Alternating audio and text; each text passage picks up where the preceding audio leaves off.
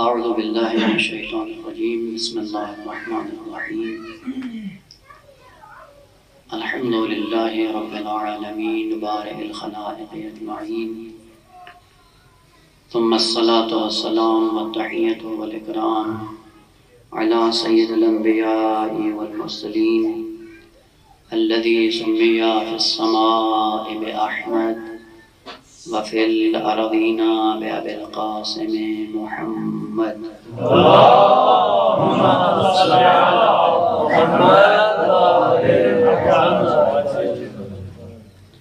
وعلى أهل بيته الطيبين الطاهرين المعصومين الذين أذهب الله عنهم الرجس وطهرهم تطهيرا اللهم صل على محمد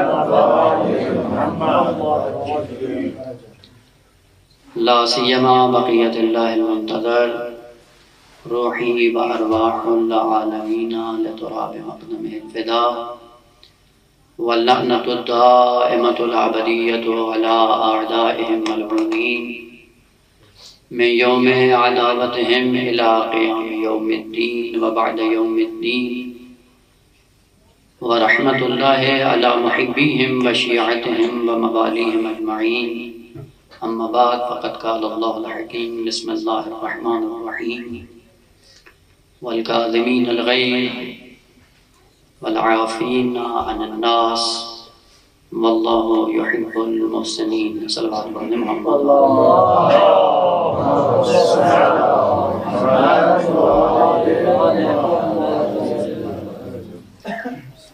آج کی مناسبت کے عنوان سے کہ ماہ مبارک رجب بھی ہے اور کئی ایک مناسبتیں ہیں اس مہینے میں، ان میں سے ایک مناسبت امام موسیٰ کاظم علیہ السلام کی شہادت ہے، اور جس طرح کے حکم ہوا ہے کہ بعض موضوعات کو یہاں پہ بیان کرنا ہے، تھوڑا سا اشارہ کر کے انشاءاللہ اسی مناسبت کے حوالے سے کچھ معروضات عرض کرتا ہوں۔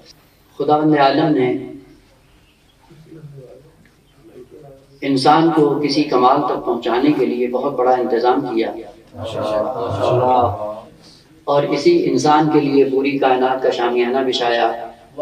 زمین و آسمان کی تخلیق اس انسان کے لیے ہوئی، اور یہ انسان جب تک اس کائنات کے اندر جلوگر ہے، یہ دنیا کی رنگینیاں ثابت قدم ہیں، اور جس دن انسان کو یہاں سے اٹھا لیا جائے گا اسی دن اس پوری کائنات کی وسعت کو لپیٹ لیا جائے گا۔ اس انسان کے لیے جو اتنی خصوصیت کے ساتھ اتنا بڑا انتظام کیا گیا ہے، ایک غلط فہمی کو دور کرنے کے لیے کہ شاید یہ انسان سمجھتا ہے کہ مرد ہونا انسانیت کا مصداق اکمل ہے اور خاتون ہونا شاید مصداق انسانیت میں شامل نہیں ہے۔ اور آپ نے دیکھا ہوگا کہ اسلام سے پہلے بھی بعض ادیان موجود ہیں اس دنیا میں کہ جو انسانیت کے عنوان سے فقط مرد کو پہچانتے ہیں، انسانیت سے گرا ہوا مصداق خاتون کو سمجھا جاتا ہے۔ اور دیکھا ہوگا آج بھی ادیان ایسے ہیں کہ چونکہ اسلام کا تو بول بالا نہیں ہے، لیکن جو مخالف اسلام مذاہب یا طاقتیں ہیں، آپ جا کر دیکھ سکتے ہیں کہ انہوں نے خاتون کو ایک کھلونا بنایا ہوا ہے۔ وہ مقام جو خاتون کو دینا چاہیے تھا وہ نہیں دیا، اور سب سے بڑا کام جو پیغمبر اکرم صلی اللہ علیہ وآلہ وسلم کا ہے،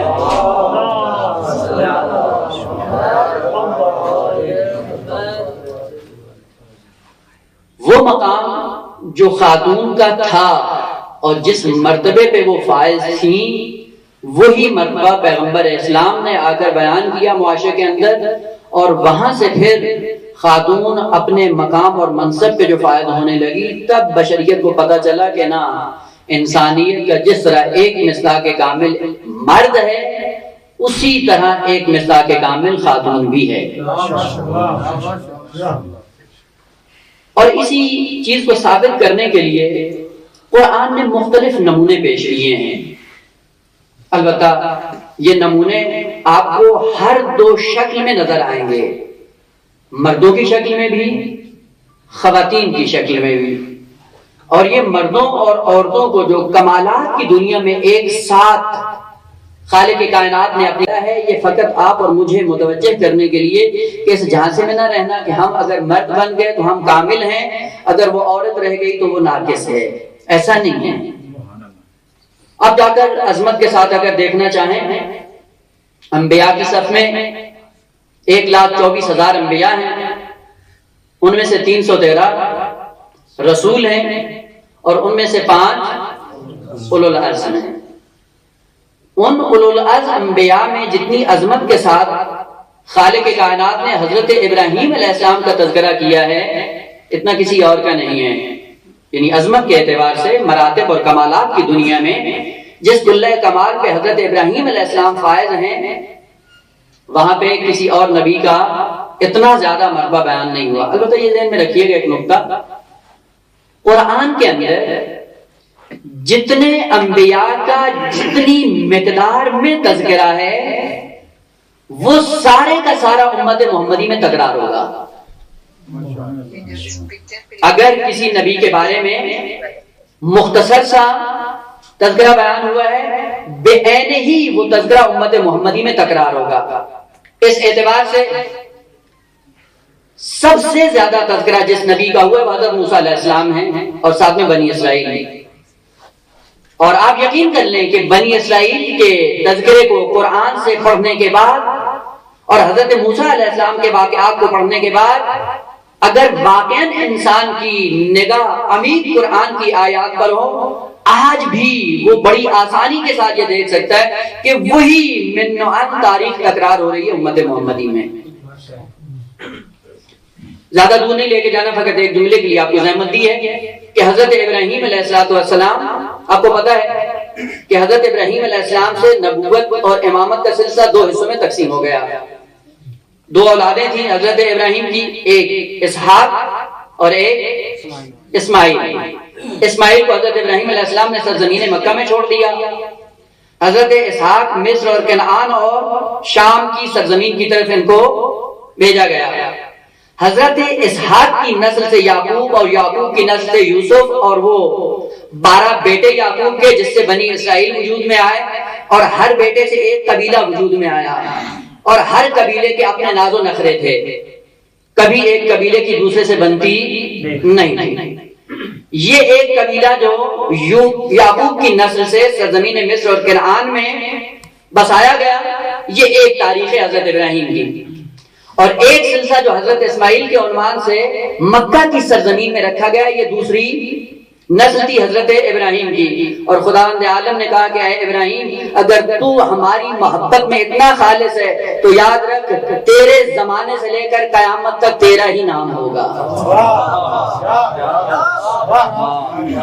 اور اسی نام کو آپس میں ملانے کے لیے مختلف ادوار میں اس پوری نسل کو جو جناب اسحاق اور یعقوب کی نسل سے سرزمین مصر میں جن مشکلات کا شکار رہی، ان سے کہا کہ تمہیں یہ مشکلات اور مصیبتیں اس لیے برداشت کرنی ہے کہ ایک زمانے میں تم بھی اس نسل اسماعیل میں آنے والے انبیاء اور اس نسل سے آنے والے ائمہ کے لیے خدمت گزار ہوگے۔ اور جب یہ دونوں نسلیں پھر سے جمع ہوں گی، وہیں سے نظام خاتمیت اپنے اوج کو پہنچے گا۔ لہذا یہ پوری نسل بچا کر رکھی گئی کہ اسی نسل کو پھر سے جا کر حضرت ابراہیم کی اس نسل سے جا کے جوڑنا ہے جس سے خاتم الانبیاء کو آنا ہے، اور خاتم الانبیاء کی نسل سے جو خاتم الاوصیاء آئے گا، اس وسیع آخری کی پہچان کے لیے یا اس کی بقا کے لیے اور اس نسل کو اس سے وابستہ کرنے کے لیے دونوں نسلوں کو پھر سے آ کر ملا دیا جائے گا۔ لہذا ایک نسل اسماعیل سے چلی، مکہ کی سرزمین سے ہوتی ہوئی امام عسکری تک پہنچی، اور ادھر سے یعقوب کی نسل بڑھتی بڑھتی بڑھتی، اور پھر وہی نسل کا اسارہ اور اسی نسل کا نچوڑ نرجس خاتون کی شکل میں امام عسکری کی زوجہ بن کر پھر سے ابراہیم کی دونوں نسلوں کو ملانے کا ذریعہ بن گئی۔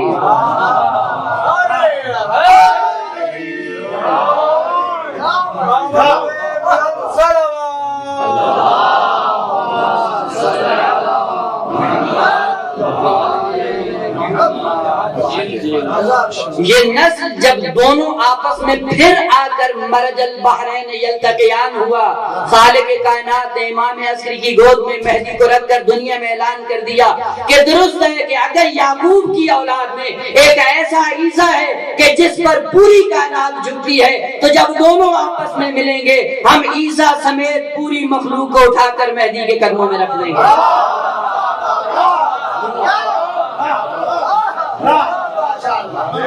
اور وہیں سے دین احمد پنپنا شروع ہو جائے گا، اور اس دین کو کمال تک پہنچانے کے لیے خالق کائنات نے مختلف زمانوں کا انتخاب کیا، بہترین افراد کا انتخاب اور بہترین زمانے کا انتخاب۔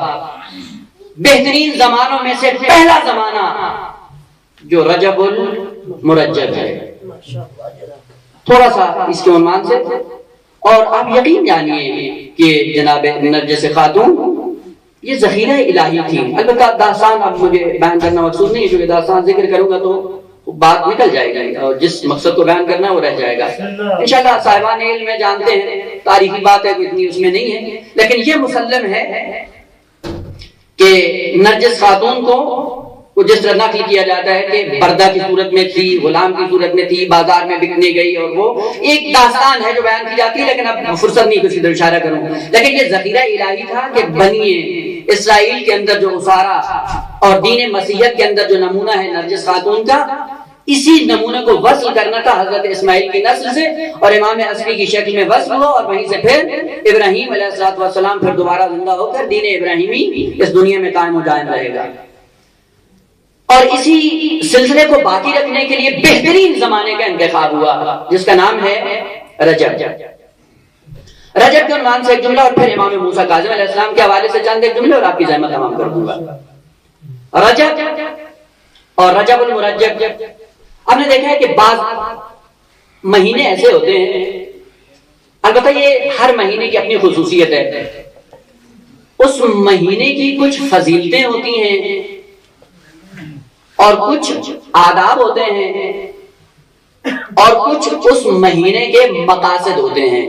یہ ہر مہینے کے لیے جتنی بھی، مثلا ماہ مبارک رمضان ہے تو یہ تینوں عنوان وہاں پہ آئیں گے، ماہ مبارک رمضان کی فضیلت، ماہ مبارک کے آداب اور ماہ مبارک رمضان کے مقاصد، اہداف، اغراض، ہر ایک کے لیے۔ یا اسی طرح سے آپ غدیر کو جا کر دیکھیں، غدیر کے لیے بھی یہی تین عنوان موجود ہیں، آداب غدیر، فضیلت غدیر، مقصد غدیر۔ البتہ جس مناسبت کو بھی آپ ذہن میں رکھیں گے، اسلام نے ان تین عناوین کو بڑی خوبصورتی کے ساتھ بیان کیا ہے، اور افسوس کی بات یہ ہے کہ ہم آداب اور فضیلت سے آگے بڑھتے ہی نہیں ہیں، جو مقصد ہوتا ہے وہاں تک پہنچ ہی نہیں پاتے۔ ان میں سے ایک ماہ مبارک رجب، اگر فضیلتوں کا باب آپ کھولنا چاہیں، ایک صلوات پڑھتے ہیں محمد علیہ وسلم،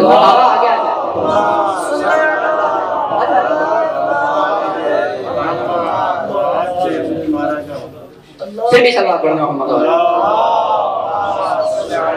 نعرہ تکبیر، اللہ اکبر، نعرہ رسالت، یا رسول اللہ، نعرہ حیدری، آواز بلند صلوات۔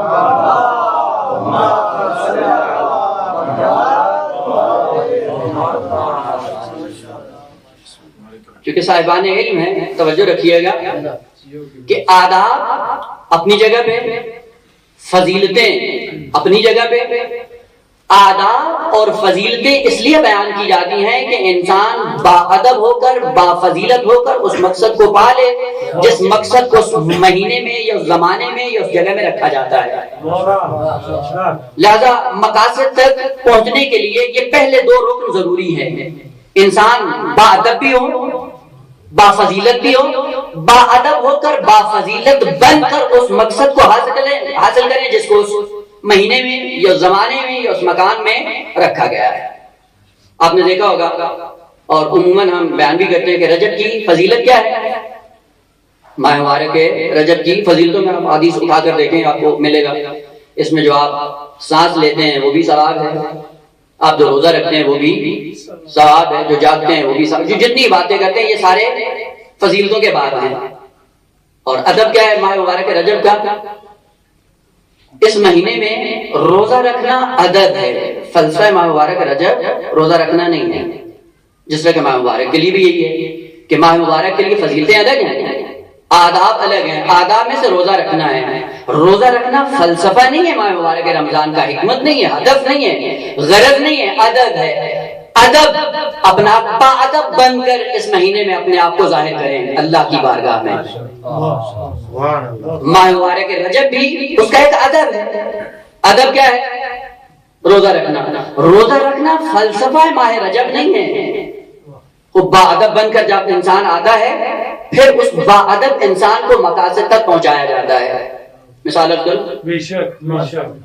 آپ کسی کو بلاتے ہیں گھر پہ، دسترخوان بچھا دیتے ہیں.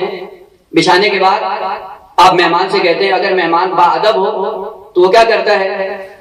پہلے ہاتھ دھوتا ہے. ہاتھ دھونے کے بعد دسترخوان پہ آتا ہے، چار زانو ہو کر بیٹھتا ہے، اور کھانے کی طرف اگر وہ ہاتھ بڑھاتا ہے تو بسم اللہ پڑھ کر ہاتھ بڑھاتا ہے. یہ ہاتھ دھو کر آنا، دو زانو ہو کر بیٹھنا، بسم اللہ پڑھ کر آغاز کرنا، یہ سارے کے سارے کیا ہیں؟ آداب ہیں. اور اگر کوئی یہ آدمی نہیں کرتا تو بے ادب شمار کیا جاتا ہے. یہ آداب ہیں دسترخوان کے. اور آپ یہ یقین سے بتائیں کہ آپ دسترخوان پہ آئیں اور سارے آداب اپناتے رہیں لیکن دسترخوان سے لقمہ اٹھا کے اپنے گلے سے نیچے نہیں اتارے، مقصد مہمانی پورا ہو جائے گا؟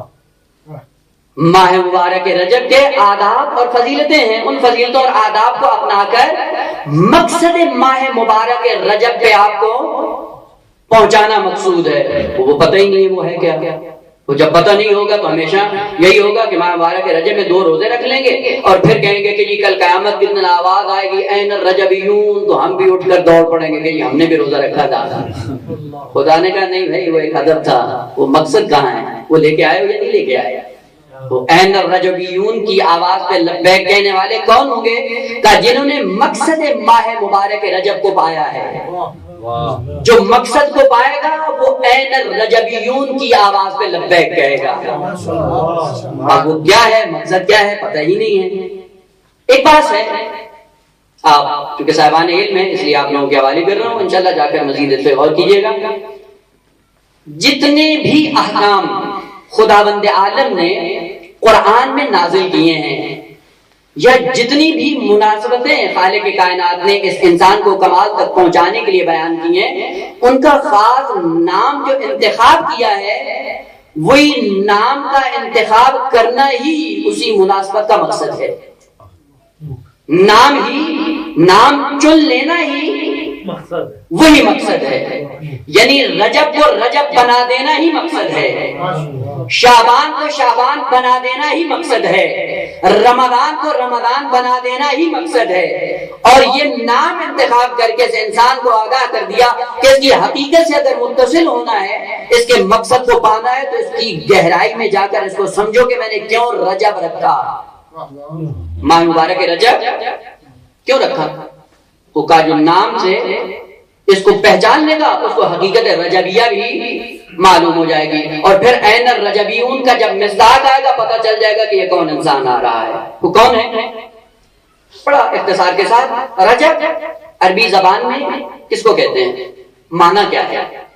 کہ جس سے رجب کے مقصد کو پانا ہے اور با ادب ہو کر پانا ہے. اور ادب روزہ رکھنا ہے. روزہ رکھ کر اس حقیقت کو پا سکتے ہو جس کو خالق کائنات نے ماہ مبارک رجب میں رکھا ہے. عربی زبان میں آپ نے دیکھا ہوگا عربی زبان میں یہ کلمہ استعمال ہوتا ہے لیکن وہی کام ہم کرتے ہیں لیکن حقیقت کا چونکہ پتہ نہیں ہوتا اس لیے اس سے غافل ہوتے ہیں. دیکھا ہوگا کسان یہ جو کھیتوں میں کام کرتے ہیں یا جو باغ لگاتے ہیں، باغات کے درخت لگاتے ہیں، آپ نے دیکھا ہوگا روزمرہ یہ خصوصاً جو ہمارے بزرگ ہیں وہ زیادہ بہتر جانتے ہیں. خیر آج کل کی جوان نسل ہے نہیں پتا کام کرتی ہے نہیں کرتی لیکن بزرگوں کو معلوم ہے. آپ نے دیکھا ہوگا کھیتوں میں اگر درخت لگایا جائے تو وہ درخت شروع میں کمزور ہوتا ہے، ہوا کا جھونکا آتا ہے اس کی جڑیں ہل جاتی ہیں، لڑکھڑا جاتا ہے، کمزور ہو جاتا ہے، گرنے لگ جاتا ہے، نابود ہونے لگتا ہے.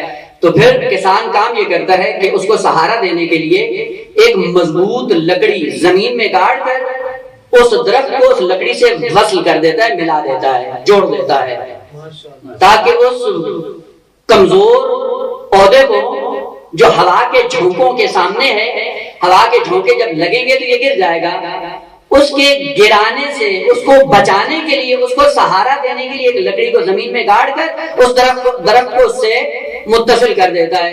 وہ لکڑی کیا ہوتی ہے؟ خود بڑی مضبوط ہوتی ہے، وہ جب مضبوط ہوتی ہے اسی لیے تو دوسرے کو سہارا دیتی ہے، جو خود مضبوط نہیں ہوگا دوسروں کو سہارا کیسے دے گا؟ وہ جو لکڑی مضبوط ہوتی ہے درخت کے ساتھ ساتھ ہوتی ہے اور درخت کو سہارا دے کر درخت کو پروان چڑھاتی ہے، اس لکڑی کو عربی میں رجب کہا جاتا ہے۔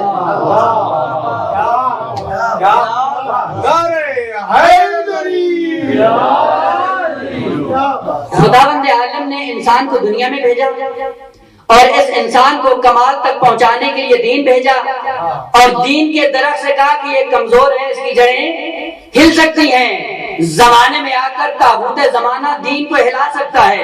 خالق کائنات نے کہا کہ میں نے اپنے دین کو سہارا دینے کے لیے رجب کا انتظام کیا ہے،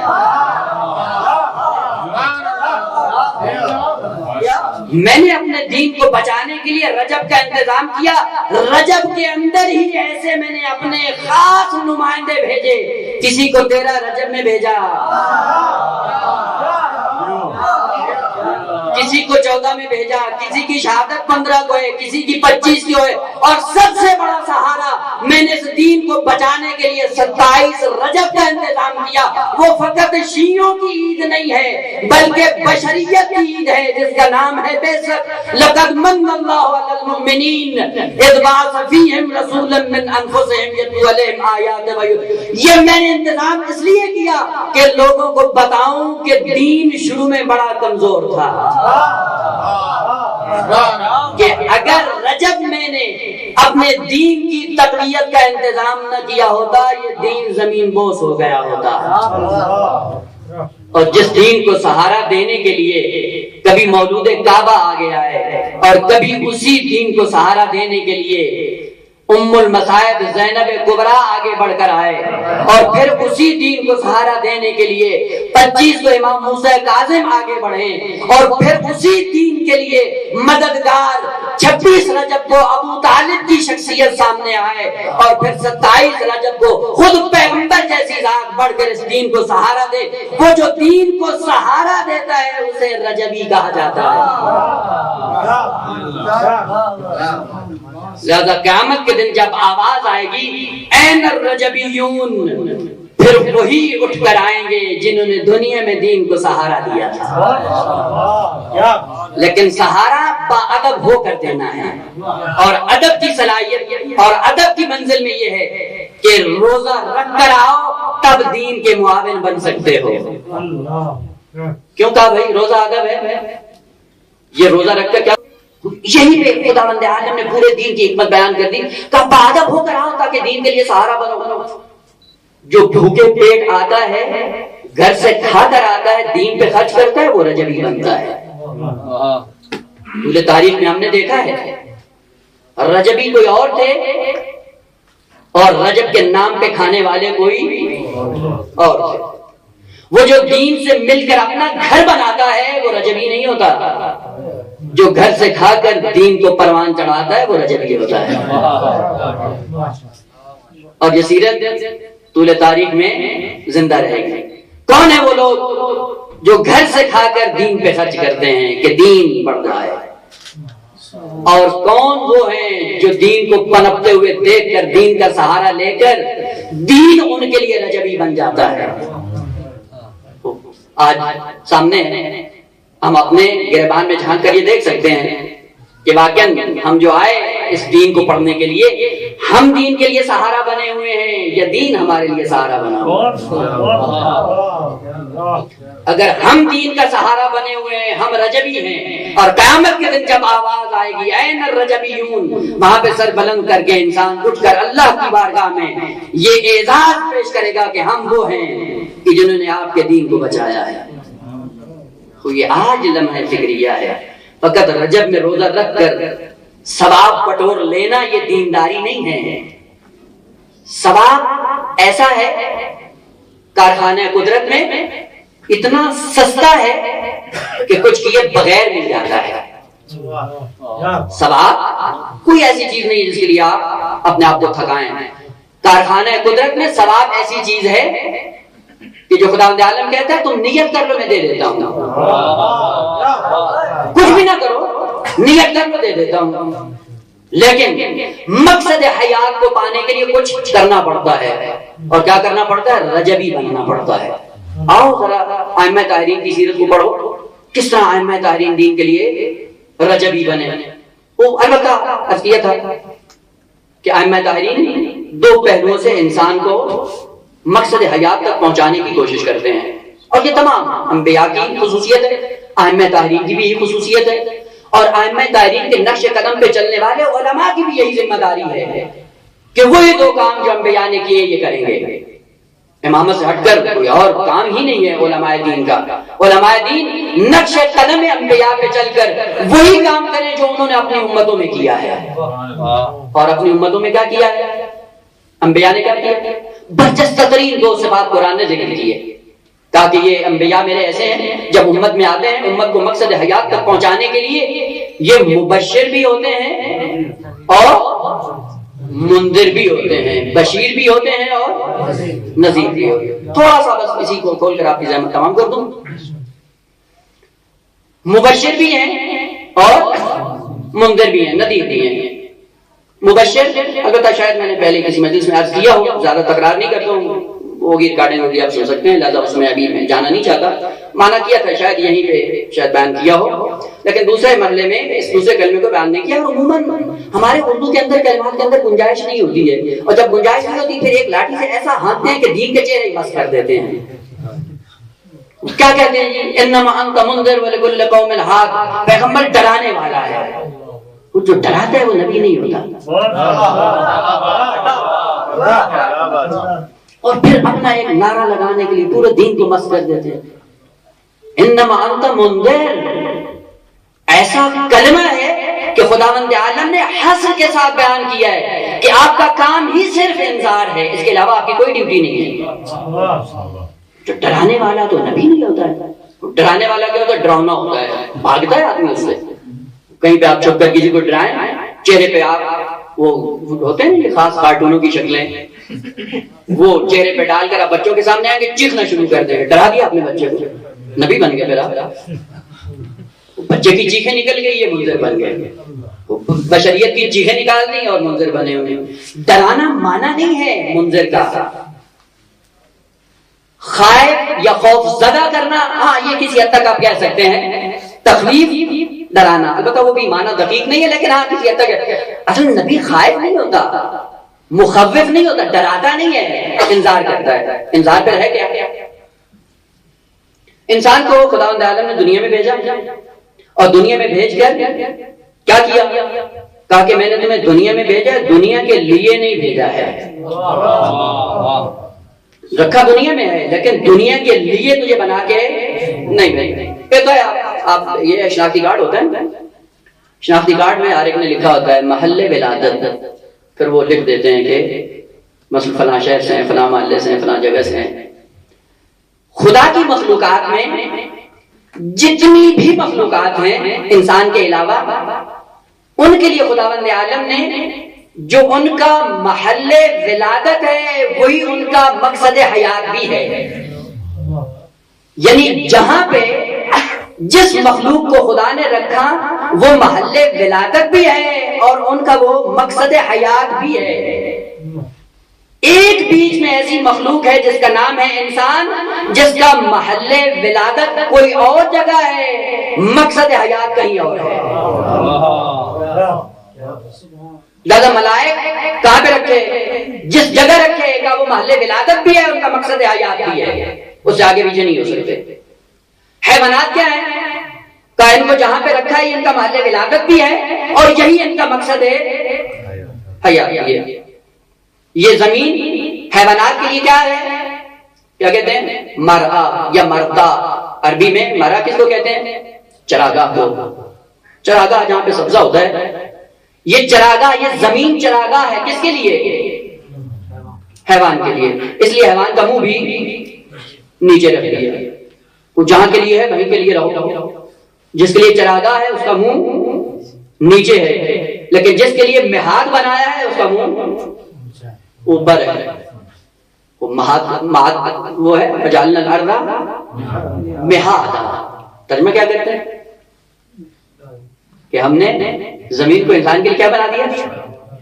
پنگوڑا گہوارہ. اور پھر فخر مباحثی کرتے ہیں. وہ پنگوڑے میں کیا ہوتا ہے؟ بچے کو ڈالتے ہیں تو کیا ہوتا ہے؟ لوریاں ہوتی ہیں. لوریے کے بعد سو جاتا ہے. وہ ہم نے سلانے کے لیے بھیجا ہے. انسان کو دنیا میں سلانے کے لیے بھیجا ہے.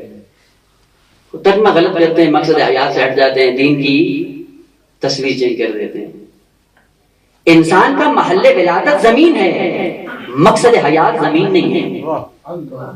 مقصد حیات کہیں اور ہے، محل ولادت کہیں اور ہے. اور جو محل ولادت ہے اس کے لیے زمین کو مہاد بنایا، اور جس کا مقصد حیات تھا اس کے لیے مرعا بنا دیا. مرعا یعنی چراگاہ. جس کو یہیں پہ رہ کر چرنا تھا اس کا منہ نیچے کر کے یہیں بھیج دیا، اور جس کے لیے مہاد بنائی تھی اس کا منہ اوپر کر دیا. اس سے کہا کہ اپنے آپ کو سمجھو، اور جہاں پہ تمہیں رکھا ہے اس جگہ کو بھی سمجھو. مہاد کس کو کہتے ہیں؟ البتہ بات سے بات نکلتی آ رہی ہے، فقط وہ معنی کرنا تھا کہ جس سے یہ سارے بیچ میں کلمات نکلتے آ رہے ہیں. مہاد عربی کا لفظ ہے جس کا معنی ہوتا ہے تیاری کی جگہ، آمادگاہ. تیاری کی جگہ جو ہوتی ہے وہاں پہ سونے کے لیے کسی کو نہیں رکھا جاتا ہے، وہاں پہ تیار کرنے کے لیے رکھا جاتا ہے. آپ نے فارسی میں دیکھا ہوگا، یہ بچے چھوٹے چھوٹے ہوتے ہیں، جاتے ہیں مدرسوں میں، جاتی ہوگی سب کے طلاب کی خواتین، تو خواتین کے ساتھ بچے بھی ہوتے ہیں. بچوں کے لیے جس مدرسے میں جاتے ہیں وہاں پہ بچوں کے لیے کیا ہوتا ہے؟ مہد کودت. کتنا خوبصورت لفظ ہے. تو مہد کودت میں کیا ہوتا ہے؟ بچے کو آمادہ کیا جاتا ہے. کس لیے آمادہ کیا جاتا ہے؟ آپ نے دیکھا ہوگا یہ پاکستان میں بھی ہے، وہ نرسری پریپ اور اس کے بعد پھر ون. یہ نرسری پریپ کیا ہے کا یہ انسان کی مہاد ہے، تیار ہوتا ہے. اس قابل بنایا جاتا ہے کہ کل کو یہ پہلی کلاس کا بچہ بن سکے. وہ جو پہلی کلاس میں داخل ہونے کے لیے جو تیار کرنے کی جگہ ہوتی ہے اسی کو عربی میں مہد کہتے ہیں. اور زمین میں رکھ کر انسان کو، زمین کو مہد قرار دیا انسان کے لیے کہ تو اس قابل ہو جا، یہاں پہ رہ کر اتنی تیاری کر کہ کل عالم قیامت میں آ کر خدا سے ہم کلام ہو سکے. اس زمین پہ رکھ کر تجھے تیار کیا جا رہا ہے کہ کل اس قابل ہو سکے، حسین کا ہم نشین بن سکے. اس زمین پہ رکھ کر تجھے تیار کیا جا رہا ہے کہ کل اولیاء الہی کے ساتھ تو جا کر کھڑا ہو سکے. اس زمین کے اندر تجھے رکھا ہے کہ اپنے آپ کو رجبیون میں شامل کر کے کل اللہ کی بارگاہ میں چمکتا ہوا نظر آئے. وہ جس کو تیار کرنے کے لیے یہاں بھیجا تھا وہ گہوارہ نہیں ہے، وہ سونے کی جگہ نہیں ہے، وہ سلانے کی جگہ نہیں ہے. سلانے کے لیے تجھے بھیجا نہیں گیا ہے، تجھے جگانے کے لیے بھیجا گیا ہے. یہ کیا ہے؟ مہد ہے. زمین اس کے لیے مہد ہے، اس لیے اس کا سر بھی اونچا ہے. بلندیوں کی طرف تجھے جانا ہے، مقصد حیات کو پانا ہے. اور مقصد حیات کو پانے کے لیے خداوند عالم نے خوبصورت انتظام کیا. بہت ہے خوبصورت قرآن کی آیات. خداوند عالم فرماتا ہے انا خلقنا الانسان فی احسن تقویم. ہم نے بہترین ماڈل میں انسان کو خلق کیا. بہترین ماڈل کیا ہے؟ یعنی ایسا بہترین ماڈل اور نمونہ کوئی اور ہو ہی نہیں سکتا تھا. بہترین ماڈل اور بہترین نمونہ کیا تھا؟ تو ہم نے دو مختلف چیزوں کو، اپوزٹ چیزوں کو آپس میں آ کر جوڑ دیا. ایک طرف خاک، ایک طرف نور. دونوں کو ملا دیا. دونوں کو ملانے کے بعد اس انسان کو زمین میں بھیج دیا. زمین میں بھیجنے کے بعد کیا کہا؟ ثم رددناہ اسفل سافلین. پھر کائنات کا جو نچلا ترین درجہ تھا اس سے نیچے پھر کائنات کا کوئی طبقہ قابل فرق نہیں ہے، وہاں پہ ہم نے اس کو رکھ دیا. پہلے بہترین ماڈل میں خلق کیا، رکھا کہاں پہ؟ اسفل السافلین میں. اسفل السافلین میں رکھ کر بتایا کہ تجھے یہاں کے لیے نہیں بھیجا گیا ہے. پھر دعوت دی کہ آؤ اعلی علیین کی طرف. اعلی علیین کی طرف بلانے کے لیے دنیا میں بھیجا ہے. خدایا بھیجا اسفل السافلین میں، بلایا اعلی علیین کی طرف. اور میں جانتا نہیں ہوں راستہ کون سا ہے، راہبر کون سا ہے، وہ میٹیریل کون سا ہے، جس میٹیریل کو اپنا کر، جس رہنما کے نقش قدم پہ چل کر، جس ہدایت کے پیغام کو اپنا کر مجھے اعلیٰ علیین کا سفر کرنا ہے، وہ مجھے معلوم نہیں ہے، پھر میں کیا کروں گا؟ خدا عالم کا ہم نے انتظام کیا ہے، وَاعْتَصِمُوا بِحَبْلِ اللَّهِ جَمِيعًا وَلَا تَفَرَّقُوا، ہم نے انتظام کیا۔ جب اسفل السافلین میں بھیجا ہے، اعلیٰ علیین تک بلانے کے لیے انتظام بھی ہم نے کیا ہے۔ مثال کے ساتھ عرض کروں اپنی بات کو، اگر ایک شخص ہے تو جو ہے اگر ایک شخص ہے وہ کنویں میں گر جائے، وہ کنویں سے نکالنے کے لیے پھر کیا کرتے ہیں؟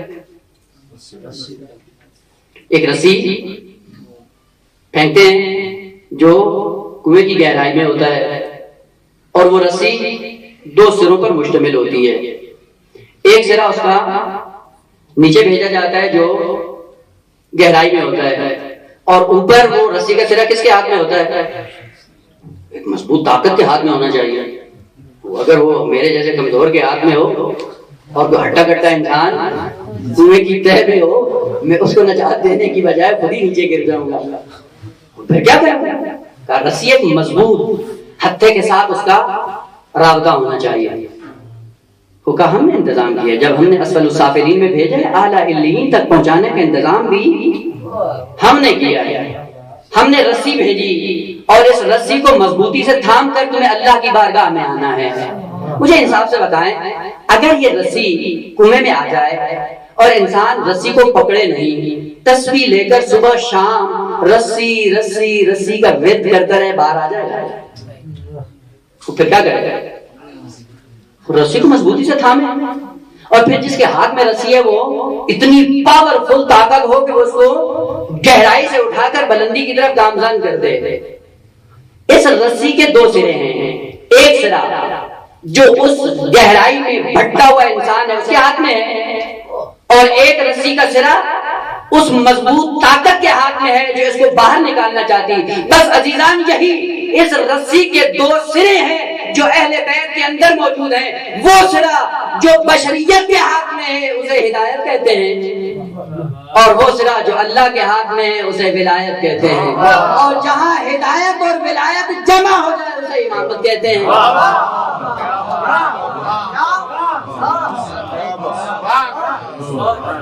اہل بیت نے فرمایا ہم وہ اللہ کی مضبوط رسی ہیں جو خالق کائنات نے بشریت کے اندر بھیجی، اس بشریت کو راہ کمال تک پہنچانے کے لیے ہم سے ہدایت کے ذریعے وابستہ رہنا، ہم ولایت کے ذریعے اللہ تک پہنچا دیں گے۔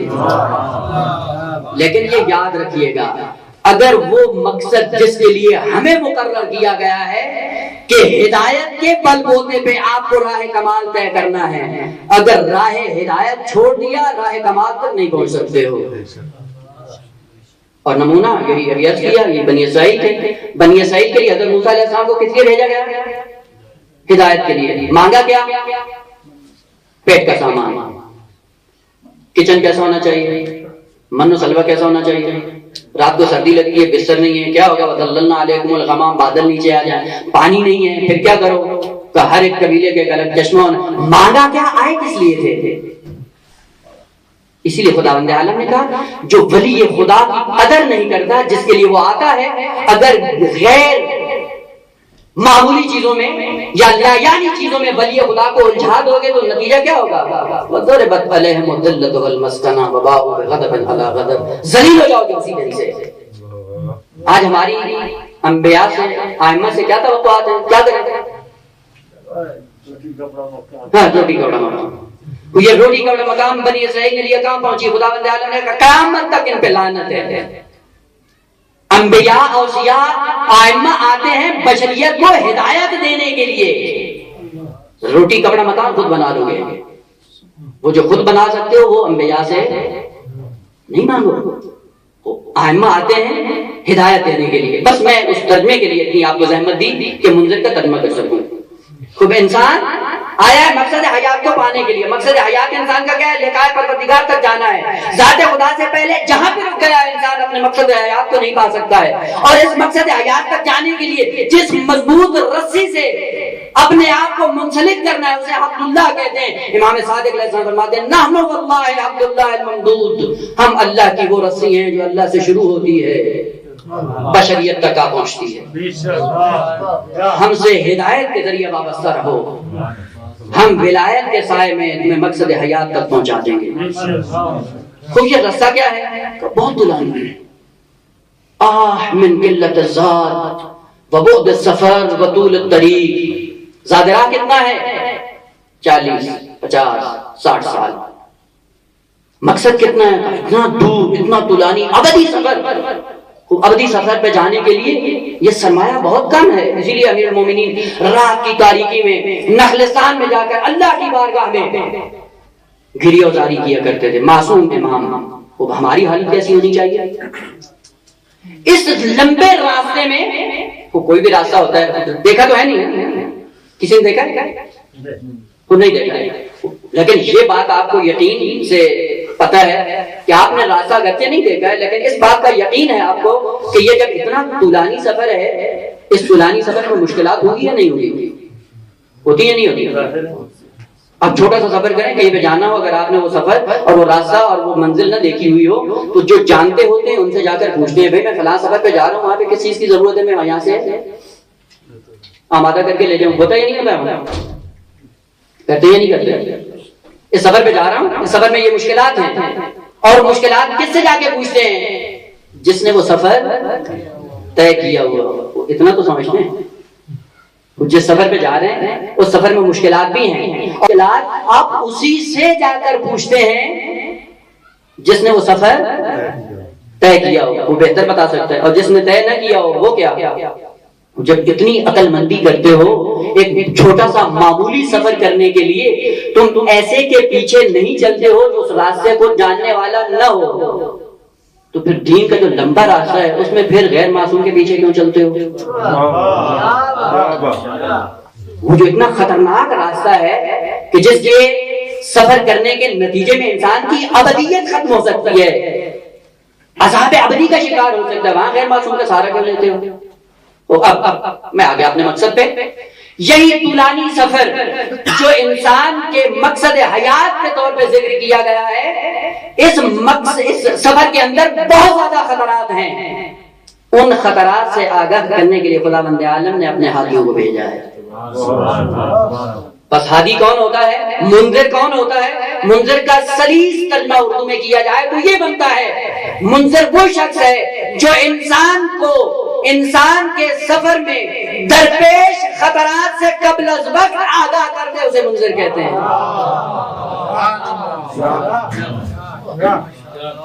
انسان کی منزل بہت طولانی ہے، طولانی منزل میں بہت زیادہ خطرات آئیں گے، ان خطرات سے آگاہ کرنے والا منذر ہوتا ہے. ڈرانا کی طرف سے نکال لیا ہے، آگاہ کرتا ہے، آگاہی دیتا ہے. اور خود اگر اسی کلمے پہ غور کر لیا ہوتا تو یہ مسلمانوں کے اندر بات ہی ختم ہو جاتی کہ نبی علم غیب جانتا ہے یا نہیں.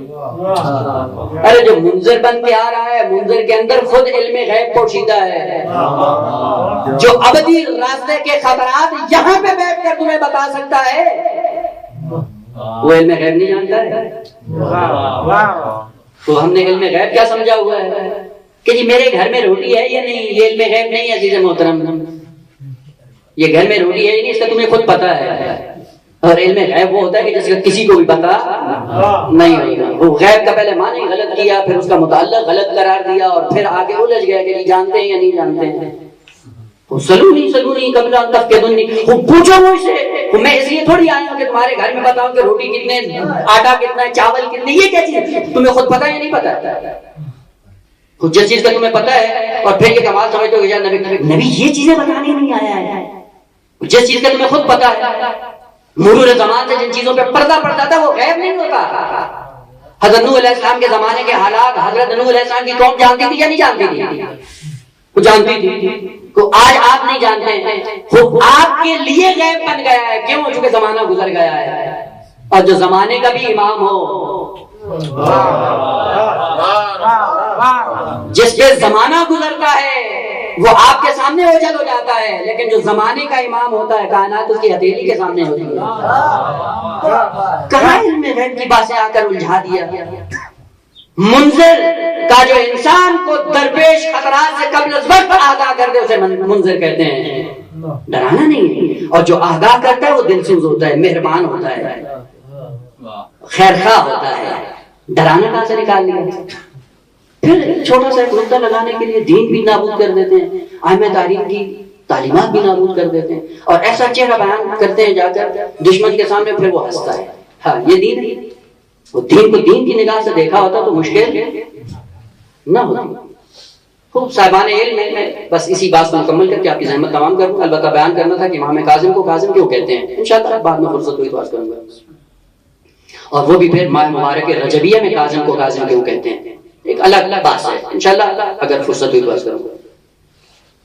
انسان آیا ہے مقصد حیات کو پانے کے لیے، سفر بہت طولانی ہے، اور طولانی سفر میں خطرات بہت زیادہ ہیں، اور ان خطرات سے آگہی بہت ضروری ہے۔ جو آگہی دے دے اسے منذر کہتے ہیں۔ منذر اصلاً ایک اصطلاح ہے، ایک جنگی اصطلاح ہے جو قرآن نے استعمال کی ہے، فوجی اصطلاح، جو صاحبان علم ہے وہ فوراً تصدیق کریں گے۔ آپ نے دیکھا کہ یہ فوجیں جنگ لڑتی ہیں نا، محاذ جنگ پہ آتی ہیں، جو جنگ لڑ رہے ہوتے ہیں وہ کیا کرتے ہیں، فوج میں ایک طبقہ ہوتا ہے جن کا کام ہوتا ہے لڑنا، اور ایک طبقہ ایسا ہوتا ہے جس کا کام ہوتا ہے لڑانا۔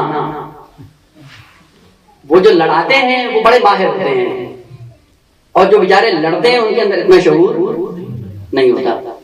اور جنگ انسان انہی کے بل بوتے پہ جیتتا ہے جو جنگ لڑوا رہے ہوتے ہیں۔ وہ جتنی مہارت کے حامل ہوتے ہیں اتنی آسانی سے جنگ جیت جاتے ہیں۔ جو بزرگ ہیں وہ تائید کریں گے۔ فوج کے اندر ایک شعبہ ہوتا ہے جس کو کہتے ہیں او پی، اب مخفف مجھے بھی نہیں پتا ہے، یہ آواز سے پوچھ لیں، مجھے نہیں پتا ہے، مجھے فقط نام آتا ہے۔ ہاں اس نام کے ساتھ ساتھ اس کی حقیقت مجھے معلوم ہے کہ یہ کیا ہے۔ او پی فوج کا ایک شعبہ ہوتا ہے، اور اس کا کام یہ ہوتا ہے ہمیشہ بلند چوٹیوں کا انتخاب کرتا ہے جنگ کے وقت۔ بلند چوٹیوں پہ بیٹھ کر ہاتھ میں اس کے وائرلیس ہوتی ہے، ایک ہاتھ میں دوربین ہوتی ہے، دوربین کے ذریعے یہ دشمن کی فوج کی چال پر نگاہ رکھتا ہے، اور وائرلیس کے ذریعے جو پیچھے محاذ جنگ پہ لڑنے کے لیے فوج آمادہ ہوتی ہے اس کو دشمن کی پل پل کی خبر دیتا ہے کہ دشمن اب یہاں پہ ہے، یہاں پہ حملہ کرو، دشمن یہاں پہ ہے، میزائل یہاں پہ گراؤ، دشمن یہاں پہ آ گیا، اب بم یہاں پہ گرانا ہے۔ تو وہ کام جو فوج کو لڑانے کے لیے جو شعبہ فوج کا انجام دیتا ہے، جس کو آپ کہتے ہیں او پی، اسی او پی کا ترجمہ قرآن نے منذر بیان کیا ہے۔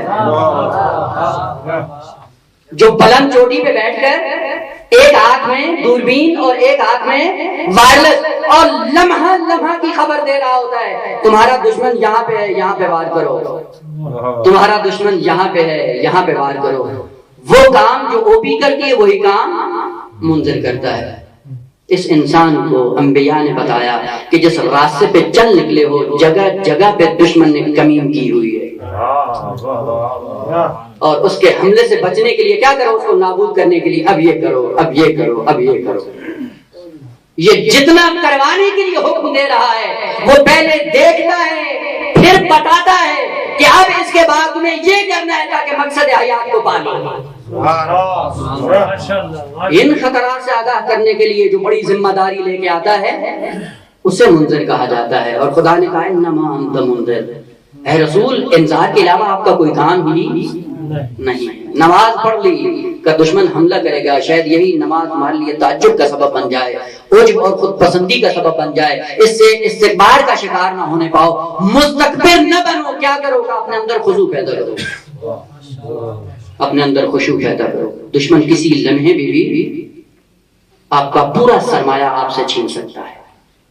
منذر ایسی ذات ہے ہمیشہ بلند چوٹیوں پہ ہوتی ہے، کمال کے آخری درجے پہ ہوتے ہیں وہ لوگ، اور پھر بھٹکی ہوئی بشریت جو محاذ جنگ پہ ہے اس کو بار بار خوب ہم محاذ جنگ میں کیوں ہیں کہ جس دن سے تم وجود میں آئے تھے اسی دن سے تمہاری جنگ شروع ہو گئی.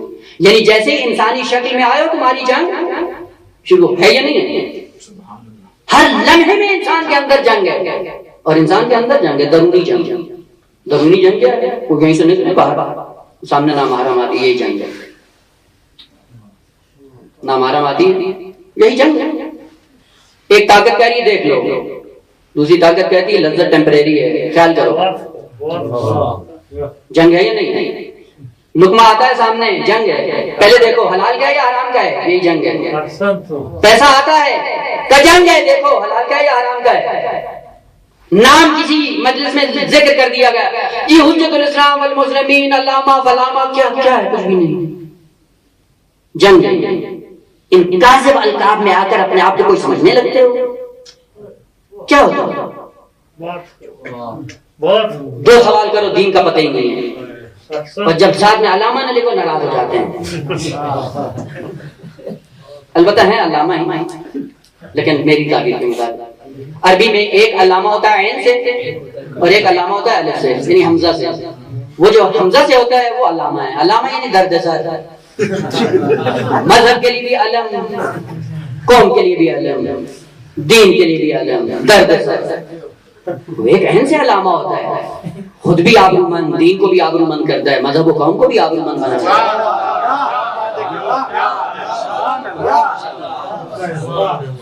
اس دائمی جنگ میں کامیاب ہونے کے لیے تمہیں منذر کی ضرورت ہے، اور منذر ہمیشہ بلند چوٹیوں پہ ہوتے ہیں.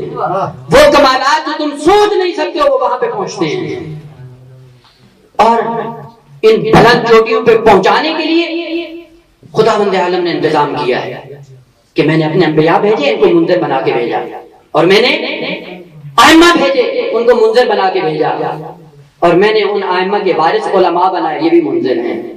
ہم ہیں منذر. منذر ہونا بہت بڑا مقام ہے منذر یا نہیں؟ البتہ ایک بات ہے، ضمن نظر کر دو آپ کی بات کو یہاں پہ ختم کر دوں. ایک صلوات پڑھ دیں محمد و آل محمد کے ساتھ.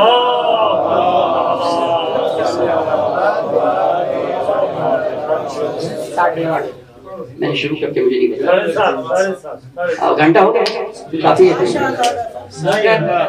بسم اللہ. اگر تھکے نہیں ہے تو صلوات پڑھ دیں محمد.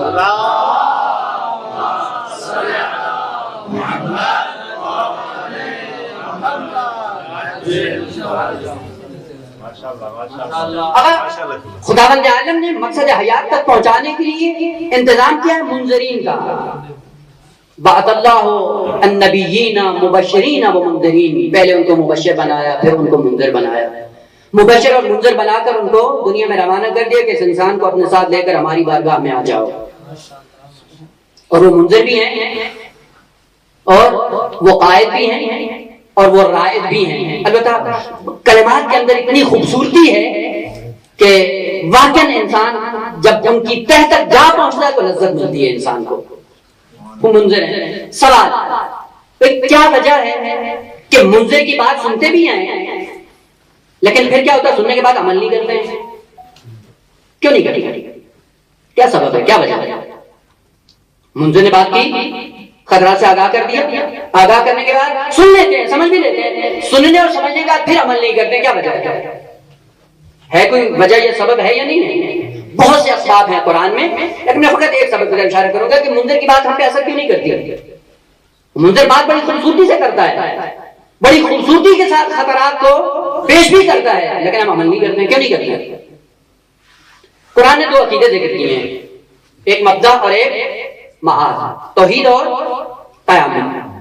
اسی لیے آپ کیا کہتے ہیں اپنے لیے؟ انا للہ ہے و انا الیہ ہے. آئے کہاں سے ہو؟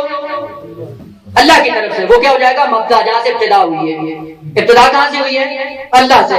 وہ معاد، پلٹ کر جانا کہاں ہے؟ انتہا کہاں پہ ہے؟ اللہ تک جانا ہے. بس ہم اللہ سے آئے ہیں اور اللہ کی طرف جاتے ہیں. قرآن کی آیات بھری پڑی ہیں، وَإِلَىٰ رَبِّكَ الْمُنتَهَىٰ وَإِلَيْهِ الْمَصِيرُ وَإِلَيْهِ تَصِيرُ الْأُمُورُ. ساری چیزیں وہی جائیں گی، پوری کائنات وہی جائے گی، منتہا وہی ہے، لیکن انذار کے سائے میں جائے گی. جائے گی انذار کے سائے میں، لیکن انذار ہم پہ کیوں اثر انداز نہیں ہوتا؟ کیوں اثر نہیں کرتا ہمارے اوپر؟ لہذا انسان کی دو منزلیں، مبدأ اور معاد. جہاں سے آیا ہے ایک اس کے بارے میں عقیدہ رکھو، اور جس کے پاس جانا ہے اس کے بارے میں بھی عقیدہ رکھو۔ وہ جو مبدا کے بارے میں عقیدہ اسے توحید کہتے ہیں، اور جو معاد کے عنوان سے اسے قیامت کہتے ہیں، یہی ہے نا مبدا اور معاد۔ یہ ایک سبب ہے کہ انسان منذر کی بات پہ عمل نہیں کرتا۔ مبدا میں کسی کو مشکل نہیں ہے، لہذا آپ کفار اور مشرکین سے جا کر پوچھیں بھئی یہ زمین و آسمان کس نے بنایا، کیا کہتے ہیں؟ لَيَقُولُنَّ اللَّهُ، تاکید در تاکید کے ساتھ کہ اللہ نے بنائی ہے، اللہ کے علاوہ کوئی خالق نہیں ہو سکتا ہے۔ وہ جب کہتے ہیں خالق اللہ ہے، اللہ نے بنائی ہے، تو پھر عبادت کیوں نہیں کرتے ہو، جھکتے کیوں نہیں ہو؟ اس لیے کہ معاد پہ یقین نہیں۔ انسان بنتا ہی اسی وقت ہے جب معاد پہ یقین ہو۔ لہذا جتنی بھی دنیا کے اندر مشکل تھی وہ معاد باوری کی تھی، معاد پہ یقین نہیں۔ اگر معاد پہ یقین ہے انسان خود کو سنبھال لیتا ہے۔ آپ کیا کرتے ہیں، ان کی مشکل کیا تھی؟ کہا کہ سب کچھ اللہ نے بنایا، نعمتیں کس نے دی؟ اللہ نے دی ہے۔ تمہیں کس نے بنایا؟ اللہ نے بنایا ہے۔ خود پہ عبادت کیوں نہیں کرتے ہو؟ کہتے قیامت ہے ہی نہیں۔ وہ جب ہوگی نہیں تو کیا کرو، عیاشی کرو۔ عیاشی کرنے کا مطلب کیا ہے؟ کوئی حساب کتاب نہیں۔ وہ کھائیں گے پیئیں گے مر جائیں گے، اور پھر کیا ہوگا؟ وَمَا نَحْنُ بِمَبْعُوثِينَ، اٹھایا نہیں جائے گا دوبارہ۔ تو یہ جو دوبارہ نہیں اٹھایا جائے گا اس کا نتیجہ کیا نکلتا ہے؟ نتیجہ یہ ہے کہ ظلم، بربریت، چپاول گری، سارے کا حق کھاؤ، حق نہ حق جتنا ہے سارا کرتے رہو، کچھ بھی نہیں۔ کیا ہے جب کہ بھی کیوں کر رہے ہو؟ کل قیامت ہے، کیا تم نے دیکھی ہے؟ پلٹ کے لیے یاد ہے، دیکھیے آپ قرآن نے ایک سبق ذکر کیا کہ دین پر عمل جو انسان نہیں کرتا اس کی مین وجہ یہ ہے قیامت کے بارے میں یقین نہیں ہے۔ اور آپ قرآن کو اگر 3 حصوں میں تقسیم کریں، 2 حصے الگ ہیں، ایک حصہ پورے کا پورا قرآن کا 1/3 قیامت کے بارے میں ہے۔ اور جن کی قیامت باوری ہوتی ہے ان کی زندگی دیکھیں، اور جن کو قیامت کا ذرہ برابر احساس نہیں ان کی زندگی رسو سامنے۔ ہم ایسے کھاتے پیتے ہیں جیسے قیامت کا سلسلہ ہی نہیں ہے، ایسے بولتے ہیں جیسے قیامت ہے ہی نہیں، ایسا کردار ہے جیسے قیامت ہے ہی نہیں۔ قیامت کا یقین۔ وہ ایک صاحب تھے عالم دین، جب ان کو کسی غیر شرعی کام کی دعوت دی گئی بھائی یہ کرو، تو انہوں نے پلٹ کے کہا کہ نہیں کروں گا۔ کہا کیوں؟ کہا مجھے قیامت کے بارے میں شک ہے۔ قیامت کے بارے میں شک ہے، یقین کی بات نہیں کی۔ شک جب اتنا اثر لے آتا ہے تو یقین کتنا اثر لائے گا۔ آپ کو شک ہو جائے اس گلاس میں زہر ہے، شک یقین نہیں ہے، پیئیں گے نہیں، کیوں؟ شک اثر کرتا ہے۔ وہ اگر یقین ہو جائے تو اس کا اثر۔ ہماری زندگی میں اصل قیامت کے بارے میں شک بھی نہیں ہے۔ اگر شک کی حد تک ہوتے تو ہم سدھرے ہوئے ہوتے۔ امام خمینی کا ایک جملہ ہے، تو جملہ کیا کریں، ان کا ایک واقعہ ہے داستان، البتہ ہمارے لیے بہت عبرت کا نمونہ ہے۔ کسی نے امام کو دعوت دی مجلس کے لیے، مجلس سے ترہیم ہونی تھی، امام گئے وہاں پہ، دیکھا مجلس ہو رہی ہے، جوتے بہت زیادہ پڑے ہوئے ہیں، تو وہیں پہ ان کا یہاں سے باتیں پڑھ رہے تھے، میں اندر نہیں آتا ہوں، یہاں سے چلا جاؤں گا۔ تو بانی مجلس نے کہا کہ نہیں آپ اندر آئے، تو کہا یہ جوتے اتنے زیادہ پڑے ہوئے ہیں، تو اب ظاہر سی بات ہے اگر میں جاؤں گا اتنے جوتوں سے گزرتا ہوا جاؤں گا تو پتہ نہیں ہے وہ صاحب جوتا راضی ہے یا نہیں۔ آپ نے بھی دیکھا ہوگا، آپ نے دیکھا ہوگا بس اوقات آپ بہترین جوتے پالش کر کے آتے ہیں، مجلس میں رکھتے ہیں، واپس جاتے ہیں، گالیاں دے رہے ہوتے ہیں، یار کتنے کم کہتے ہیں نہیں کہتے ہیں۔ اس کا مطلب ہے قلمن راضی نہیں ہے، وہ خیال کر رہے ہیں اس کا۔ اس بانی مجلس کا نہیں، مولانا ہم آپ کی مشکل حل کر دیتے ہیں کہ یہ جوتے سارے میں ہاتھ سے اٹھا کے سائڈ میں سیٹ کر دیتا ہوں، راستہ کھول دیتا ہوں، آپ چلے آئے۔ کہ نہیں پھر بھی نہیں آؤں گا۔ اب کیا مشکل ہے کہ جب جوتے تم اٹھا کے سائڈ پہ رکھ دو گے تو جو صاحب جہاں پہ اپنا جوتا رکھ کے گیا جب واپس آئے گا وہ وہیں پہ آئے گا جہاں پہ رکھ کے گیا ہے۔ تو آپ نے وہاں سے اٹھا لیا کہیں اور رکھا ہے، وہ جتنی دیر ڈھونڈتا رہے گا اس زمانے کا جواب قیامت کے دن کون دے گا؟ یہ قیامت آ رہی ہے۔ جن کو معاد پہ اتنا یقین ہو ان کی زندگیاں ایسے ہوتی ہیں۔ ذرا پلٹ کر دیکھیں اپنی زندگیوں پہ نگاہ دوڑائیں، ہماری زندگی کیسی ہے؟ معاد باوری ایک ایسی ہے اگر آ جائے منذر کی بات مانتا ہے، اور جب معاد باوری نہ ہو منذر چیختا چلاتا رہتا ہے اور ان کے کانوں پہ جوں تک نہیں رینگتی ہے۔ کیا کریں کہ معاد باوری انسان کے وجود کا حصہ بن جائے؟ اور یہ بھی یقین رکھ لیں کہ جب تک آپ کے وجود کا حصہ نہیں بنے گا آپ کبھی بھی قیامت سے مانوس نہیں ہوں گے. جب وجود کا حصہ بنے گا اس کے بعد آپ کے لیے آسانی ہے. مثال کرو، ابھی آپ یہاں پہ سب بیٹھے ہیں، آپ کو کھڑا کر دیا جائے اور آپ کے ہاتھ میں گلاس تھما دیا جائے اور کہیں آگا یہ گلاس ہے، ہاتھ میں رکھ کر اس کو 10 منٹ تک یوں ہاتھ رکھ کے کھڑے رہو. کھڑے رہیں گے 10 منٹ نہیں 5 منٹ گزریں گے، گلاس بھی پھینک دیں گے اور چلے جائیں گے. تو یہ جو 10 منٹ کے لیے آپ نے گلاس اٹھایا اور آپ تھک گئے، تھکنے کے بعد آپ نے پھینک دیا. سوال پلٹ کے کیوں پھینک دیا بھائی؟ کہا زحمت ہے. زحمت ہے نا، تھک جاتا ہے آدمی. ایک چھوٹا سا گلاس ہے، آپ نے 10 منٹ ہاتھ اوپر کر کے پکڑا ہے اور پکڑنے کے بعد آپ نے جواب دیا کہ آگا 10 منٹ نہیں، ہم تھک جاتے ہیں، لہذا فوراً گلاس کو پھینک دیتے. کیوں پھینک دیا؟ اس لیے کیا کہ تھک گئے ہیں. کیوں تھکے ہیں کبھی اس پہ سوچا؟ گلاس پکڑا 10 منٹ تک تھک گئے، زحمت ہو رہی ہے، برداشت نہیں ہو رہا، آپ نے گلاس پھینک دیا. تو آپ جیسے ہی پھینکا پلٹ کر پوچھا کہ کیوں پھینک دیا؟ کہا ایسے کہ تھک گئے. تھکتا کس چیز سے ہے؟ غور سے دیکھیں، تھکتا اس چیز سے جو انسان کے وجود کا حصہ نہیں ہوتا. وہ کئی سالوں سے ہاتھ آپ کے ساتھ میں تھکتے ہیں، ہاتھ ساتھ میں ہے تو ایک 10 منٹ نہیں، پورا دن کو پوری زندگی کو ہاتھ ساتھ میں اٹھائے ہوئے ہیں اور تھکتے نہیں ہیں. لیکن گلاس کو اٹھایا تھک گئے. یہی سے پتہ چلا گلاس اس وقت انسان کو تھکاتا ہے جب وجود کا حصہ نہیں ہوتا، اور جب وجود کا حصہ بن جائے پھر لذت سے اٹھاتا ہے. اس لیے خداوند عالم نے کہا کہ ہم نے نماز ایسا فریضہ رکھا ہے اس انسان کے لیے، جنہوں نے نماز کو اپنی ذات کا حصہ بنا لیا وہ کبھی تھکتے نہیں ہیں. اور جنہوں نے نماز کو وجود کا حصہ نہیں بنایا وہ کیا ہے؟ کبیرۃ الا علی الخلق، وہ بوجھ ہے، سنگین ہے. وہ سنگین ہے، ظاہر سی بات ہے، وجود کا حصہ نہیں بنی. وجود کا حصہ بناؤ تاکہ دین آسانی سے سمجھ میں آیا. دین کا حصہ بنا، دین کو اپنی ذات کا حصہ تو بناؤ، پھر دیکھو کہ خداوند عالم کہاں پہنچاتا ہے تمہیں. منذر کی بات کیوں سمجھ میں نہیں آتی؟ اس لیے کہ معاذ باوری کو اپنی ذات کا حصہ نہیں بنایا ہے. اگر معاذ باوری ذات کا حصہ بن جائے انسان کی، اس کے بعد اس کی زندگی بدل جاتی ہے. اس کی راتیں بیداری میں گزرتی ہیں، اس کی آنکھیں جھکی نظر آتی ہیں، اس کی زبان پہ پہرا ہوتا ہے، اس کے ہاتھ اور کان محفوظ ہوتے ہیں. جس کی ذات میں قیامت حصہ بن جائے وہ کیوں حصہ نہیں بنتا؟ ایک معاملہ ہے، میں چونکہ اب بات آ گئی، چونکہ آپ لوگ تو تھکے نہیں انشاءاللہ، ایک صلوات پڑھ دیں محمد ہے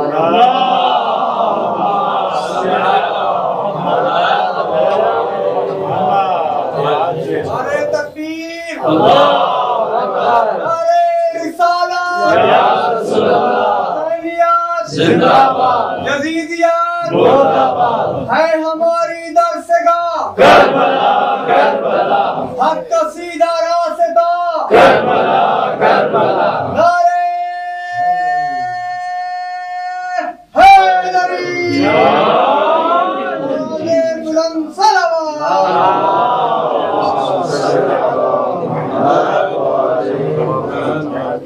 بات کو مختصر کروں چونکہ لگتا ہے پیچھے برادران تھک گئے ہیں، یہیں پہ بات کو سمیٹ کر البتہ آخری بات ہے، اب جتنی دیر لگے بلا کر اس کو تحمل کریں.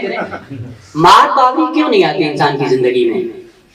ایک طریقہ کار ہے دین کے اندر، البتہ انسان کی ساری زندگی میں ایسا ہے جس پہ وہ انسان اپنی پوری زندگی کو چلاتا ہے، اور وہ جب دین کے اندر سرایت کرتی ہے پھر اس کی زندگی اسی طرح ہوتی ہے جس طرح عام زندگی ہوتی ہے. عام زندگیوں میں قانون انسان کا ہی ہے، جو نقد چیزیں ہوتی ہیں ان کو اہمیت دیتا ہے اور جو ادھار ہوتی ہیں ان کی اہمیت نہیں ہوتا ہی نہیں، کرتے ہی نہیں کرتے.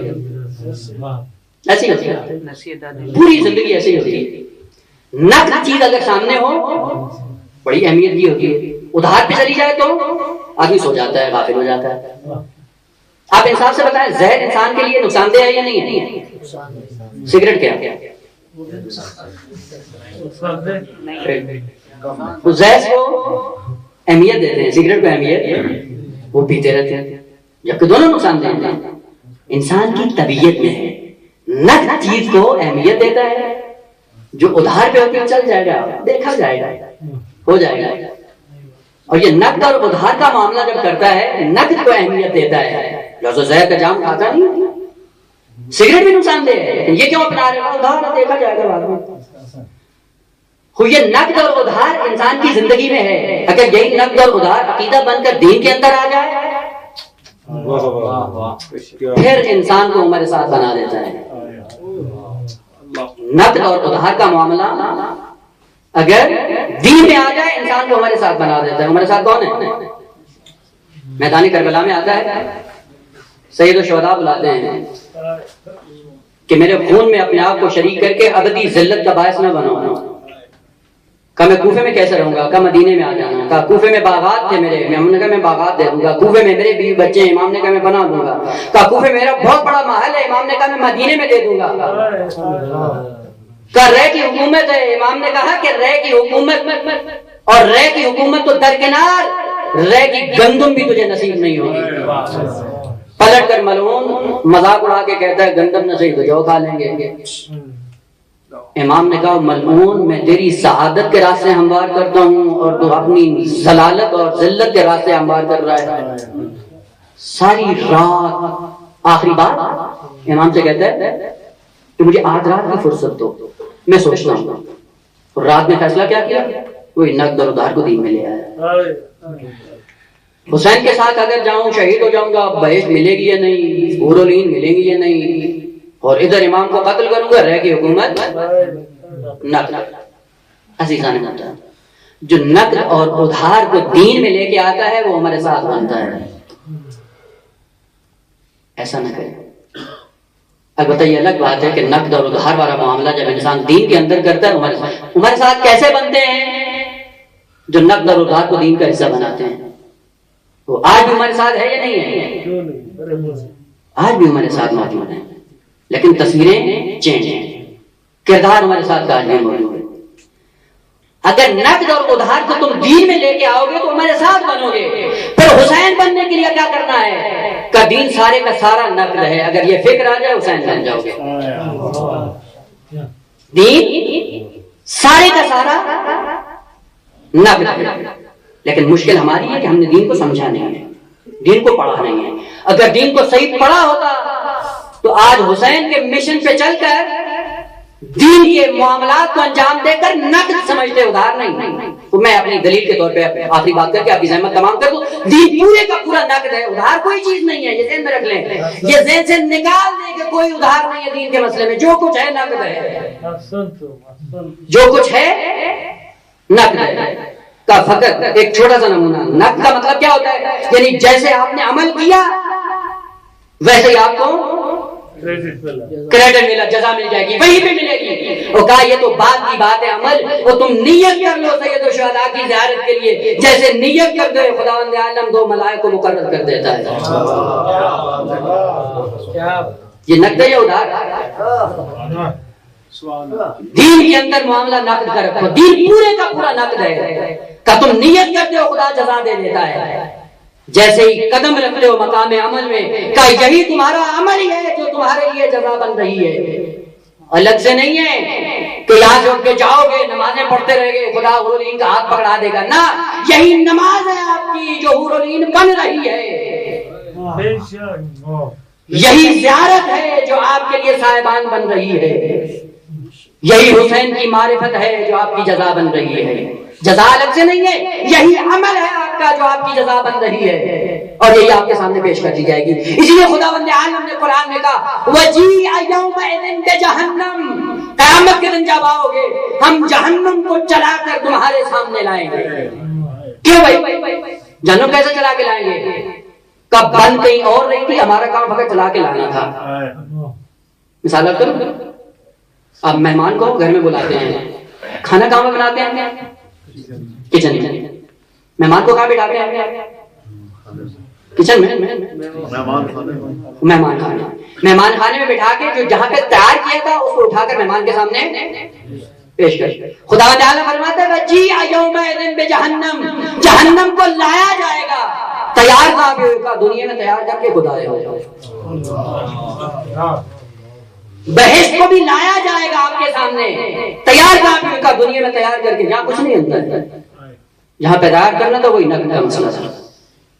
اگر دین کے بارے میں انسان کی یہ سوچ بن جائے، عقیدہ بن جائے کہ میں جو کچھ کر رہا ہوں یہ سارے کا سارا نقد ہے، پھر انسان کی زندگی تبدیل ہو جاتی ہے. مثال اب کروں، آخری زحمت تمام.